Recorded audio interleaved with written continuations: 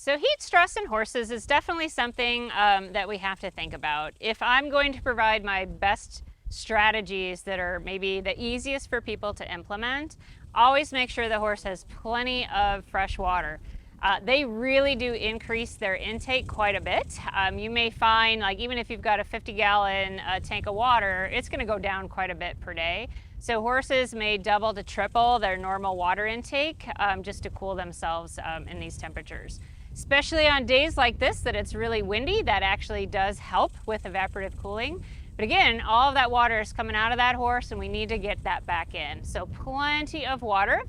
Obviously, when horses are sweating, that means we increase their salt intake as well. So I generally recommend, if you do not have a loose salt available for that horse freely, that this is the time of year that I might add a tablespoon or two to the horse's concentrated green ration to make sure that those electrolytes are replenished. The other big consideration for horses is providing shade. And shade actually comes in a number of different ways. So we can think about structural shade or shade from a tree. The nice thing about shade from a tree is that that horse actually will release more heat to that tree, and that tree takes it up more than a solid structure. That's why you may actually have experienced yourself, you'll feel cooler underneath a tree compared to just kind of a static shade.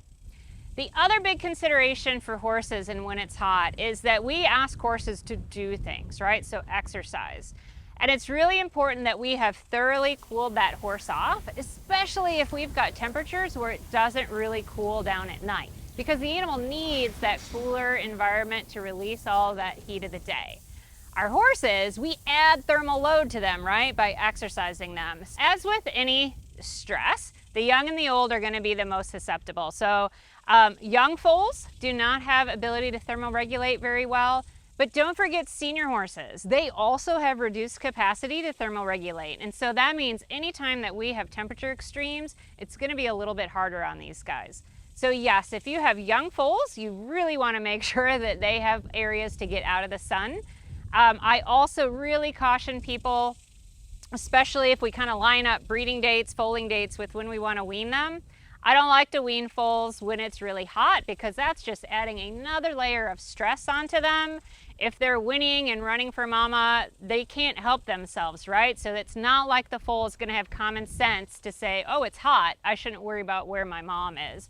They can work themselves up into a pretty stressful situation. So forego weaning until we've got a cooler little stretch of weather, and again, really keep an eye on our age extremes, whether they're old horses or young horses. So remember, horses get hot just like us. We share the same things, right? So we both cool ourselves through sweating. So if you're really hot and sweaty, your horse is hot and sweaty too. So follow the same advice, take breaks, drink water, and keep yourself safe during the summer.